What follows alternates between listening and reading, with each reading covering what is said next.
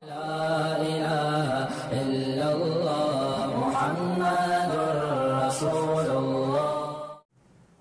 یہ جو دعا ہے نا لا حول ولا قوت الا باللہ، یہ ہمیں کیوں مانگنے کا حکم ہے؟ لا حول کا مطلب گناہ سے بچنے کی طاقت، ولا قوت اور نیکی کرنے کی طاقت، الا باللہ وہ نہیں ہے مگر اللہ کی مدد کے ساتھ۔ تو یہ بھی جذبہ ہمیں سکھایا گیا ہے پیغمبروں کی تعلیمات میں کہ ہم اللہ سے توفیق مانگا کریں، اور توفیق مانگ کے اللہ پہ چھوڑ نہ دیں کہ بس اللہ ہی جو کچھ کرے گا، کرنا وہ خود سے محنت کرنی ہے لیکن نسبت اللہ کی طرف کرنی ہے۔ اور ایک اہم بات یہ پتہ چلتی ہے کہ یوسف علیہ السلام پر کتنا دباؤ تھا، کتنا دباؤ، کہ زنا نہ کرنے کی صورت میں بدنامی کا خطرہ، جیل جانے کا خطرہ، اس زمانے کے جیل بڑے خطرناک تھے، اور کرنے کی صورت میں خواہش بھی پوری ہوگی، اور جو ایک انسان کی نیچر ہے، جو مرد کی ایک نیچر ہے، اور عزت بھی ملے گی۔ یعنی زنا کرانے والی تمام محرکات موجود تھے اور زنا سے روکنے والے کا ایک محرک بھی موجود نہیں تھا۔ اتنی سختی کے باوجود بھی یوسف علیہ السلام کیا کہہ رہے ہیں؟ اللہ مجھے جیل زیادہ محبوب ہے اس گناہ سے جس کی طرف یہ عورتیں مجھے دعوت دے رہی ہیں۔ تو اس سے ہم جیسے لوگوں کو عبرت حاصل کرنی چاہیے کہ آج بات بات پہ بد نظری اور گناہ کو ہم اپنے لیے کتنے آرام سے حلال سمجھ لیتے ہیں، اور اپنے آپ کو کیا کہتے ہیں؟ مجبور ہیں۔ کتنے لوگ سودی بینکوں میں مینیجر بنے ہوئے ہیں، لاکھوں روپے ان کی تنخواہیں ہیں، ان سے جب کہا جاتا ہے کہ یہ حرام ہے تو کیا کہتے ہیں؟ بھائی یہ مجبور ہیں، اس غربت اور مہنگائی میں ہمارا گزارا نہیں ہوتا۔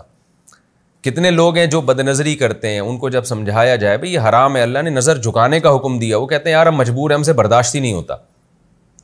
تو ہر گناہ کو ہم نے حلال کر لیا ہے اپنے لیے، چھوٹی چھوٹی مجبوریاں پیش کر کے۔ مکس گیدرنگ ہے، ناچ گانا ہے شادی میں، جب منع کیا جاتا ہے بھائی شادی میں مت جاؤ، یہ ناجائز ہے، لوگ کیا کہتے ہیں یار ہم مجبور ہیں، رشتہ دار ہم سے ناراض ہو جائیں گے، مسائل کھڑے ہو جائیں گے ہمارے لیے۔ تو آج ہم نے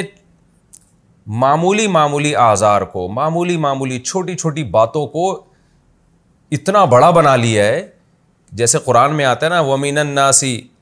لوگوں میں بعض ایسے ہیں، سورہ عنکبوت میں کہ جو اللہ پر ایمان لے کر آتے ہیں اور جعل فتنۃ الناس کعذاب اللہ، اور جب ایمان اور عمل صالح پر ان کو تھوڑی سی آزمائش آتی ہے تو وہ اس کو اللہ کا عذاب سمجھنے لگتے ہیں، چھوٹی سی بات کو بھی رائی کا پہاڑ بنا دیتے ہیں وہ۔ تو اس لیے ہمیں یوسف علیہ السلام کے اس واقعے سے سبق حاصل کرنا چاہیے کہ یہ ہمارے اعذار عند اللہ مقبول نہیں ہے۔ یوسف علیہ السلام سے زیادہ کوئی اس وقت معذور نہیں تھا کہ جب عزت جانے کا بھی خطرہ اور جیل جانے کا خطرہ اور ذہنی دباؤ اتنا اور بھرپور جوانی ہے، اور پیغمبروں میں جو اللہ نے قوت رکھی ہوتی ہے وہ والی قوت ہے، ان تمام باتوں کے بارے میں اس کے سب کے باوجود وہ کہتے ہیں اللہ مجھے جیل زیادہ محبوب ہے۔ تو یہی ہمارا بھی جذبہ ہونا چاہیے، اور جب ہمارا گناہ سے بچنے کا یہ والا جذبہ ہوگا تو پھر حدیث میں آتا ہے رسول اللہ صلی اللہ علیہ وسلم نے فرمایا ذاق طعم الایمان من رضی باللہ ربا وبالاسلام دینا وبی محمد صلی اللہ علیہ وسلم نبیا، وہ شخص ایمان کی مٹھاس چکھ لے گا جو اس پر راضی ہو گیا کہ میرا رب اللہ ہے، میرے پیغمبر محمد صلی اللہ علیہ وسلم ہے، اور میرا مذہب اسلام ہے،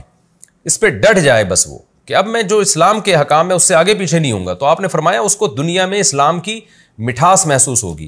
اور جو بیچ میں لٹکا ہوا زندگی گزارتا ہے کبھی ادھر کبھی ادھر، اس کو اسلام کی مٹھاس محسوس نہیں ہوتی۔ تو یوسف علیہ السلام کے اس گناہ سے بچنے کے اس جذبے میں ہمارے لیے بھی بہت زیادہ عبرت کا سامان ہے۔ ہمارے لیے جو آزار، ہم جن عذروں کی، لڑکیاں شرعی پردہ نہیں کرتی کہ والدین ناراض ہو جائیں گے اور سسرال ناراض ہو جائے گا یا شادی میں مشکلات کھڑی ہو جائیں گی، تو یہ کوئی عذر نہیں۔ اللہ کا حکم سب سے پہلے، جیسے کہ یوسف علیہ السلام نے اس پر عمل کیا۔ چوتھی بات ہمیں یہ پتہ چلتی ہے کہ یوسف علیہ السلام گناہ سے بچنے کے لیے اپنی ذات پر اعتماد نہیں کر رہے، محض گناہ سے بچنے کی کوشش تو اتنی ہے کہ جیسے دروازوں کی طرف بھاگنا شروع کر دیا، اور یہاں بھی جب دباؤ ڈالا جا رہا ہے بچ رہے ہیں، لیکن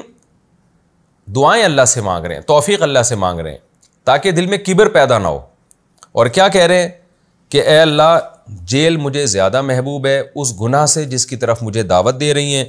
وَإِلَّا تَصْرِفْ عَنِّي كَيْدَهُنَّ، اگر تو ان کی تدبیر کو مجھ سے دور نہیں کر دے گا تو میں ان کی طرف مائل ہو جاؤں گا۔ تو یوسف علیہ السلام اپنے بارے میں گویا عاجزی کا اظہار کر رہے ہیں کہ گویا میرے لیے مجھ میں تو گناہ سے بچنے کی طاقت نہیں ہے، حالانکہ پوری کوشش کر رہے ہیں بچنے کی، لیکن اعتراف کیا کر رہے ہیں؟ مجھ میں طاقت نہیں ہے، اللہ تو مجھے توفیق دے گا تو میں بچ سکتا ہوں، ورنہ میں نہیں بچ سکتا۔ آج کیا ہو رہا ہے؟ آج نہ تو اللہ سے دعا مانگتے ہیں اور اپنے بارے میں یہ فرض کر کے بیٹھے ہوئے ہیں کہ میں تو بہت پاورفل ہوں، اور پھر گناہ سے بچنے کے اسباب بھی اختیار نہیں کر رہے ہوتے۔ تو یہ شریعت کا مزاج ہے کہ آپ گناہ سے بچنے کے لیے اپنی پوری طاقت استعمال کر لیں، اور جو فرائض واجبات ہیں اس کو پورا کرنے کے لیے پورے کانفیڈنس کے ساتھ پوری طاقت استعمال کریں، تمام اسباب اختیار کریں، لیکن نظر آپ اللہ پہ رکھیں، اللہ میرے بس میں جو تھا میں نے کیا، لیکن اگر تیری توفیق شامل حال نہیں ہوگی تو میں تو نالائق ہوں، میں تو کمزور ہوں۔ تبھی یہ جو دعا ہے نا، لا حول ولا قوت الا باللہ، یہ ہمیں کیوں مانگنے کا حکم ہے؟ لا حول کا مطلب گناہ سے بچنے کی طاقت، ولا قوت اور نیکی کرنے کی طاقت، الا باللہ وہ نہیں ہے مگر اللہ کی مدد کے ساتھ۔ تو یہ بھی جذبہ ہمیں سکھایا گیا ہے پیغمبروں کی تعلیمات میں کہ ہم اللہ سے توفیق مانگا کریں، اور توفیق مانگ کے اللہ پہ چھوڑ نہ دیں کہ بس اللہ ہی جو کچھ کرے گا، کرنا وہی خود سے محنت کرنی ہے لیکن نسبت اللہ کی طرف کرنی ہے۔ اور ایک اور نقطے کی بات یہ پتہ چلی کہ ثم بدا لهم من بعد ما رأوا الآیات لیسجننہ حتی حین، یوسف علیہ السلام گناہ سے بچے تو اس کے نتیجے میں جیل ملی ان کو۔ تو بعض دفعہ دنیا میں ایسا ہی ہوتا ہے کہ آپ شریعت پر عمل کرنا شروع کرتے ہو تو بجائے کامیابیوں کے ناکامیاں آنا شروع ہو جاتی ہیں۔ ایسے موقع پہ لوگوں کی چیخیں نکلتی ہیں کہ لو بھائی ہم تو اسلام پر آئے تھے، دین پر آئے تھے،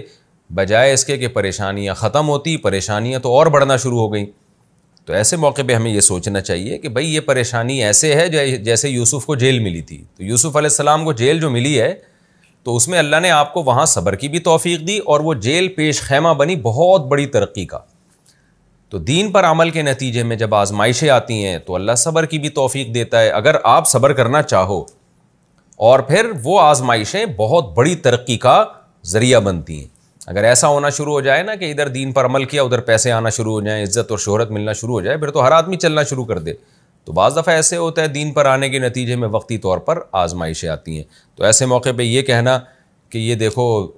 اللہ تعالیٰ سے شکایتیں شروع کر دینا، یہ نیک لوگوں کا کام نہیں ہوتا۔ اور دوسری بات یہ بھی ہمیشہ ایسا نہیں ہوتا، بعض دفعہ آپ دین پہ چلنا شروع ہوتے ہو تو پھر کوئی آزمائش نہیں آتی بلکہ پریشانیاں فوری ختم ہونا شروع ہو جاتی ہیں۔ یہ بھی اللہ تعالیٰ بعض لوگوں کے ساتھ کرتے ہیں کہ آپ نے دین پر عمل کرنا شروع کیا، اللہ نے ترقی اور فتوحات کے دروازے کھول دیے، اور بعض دفعہ یہ بھی ہوتا ہے کہ وقتی طور پر آزمائشیں بڑھ جاتی ہیں۔ تو دونوں معاملات میں ہمیں مذہب کو تھامنا ہے، ہم نے دین سے پیچھے نہیں ہٹنا۔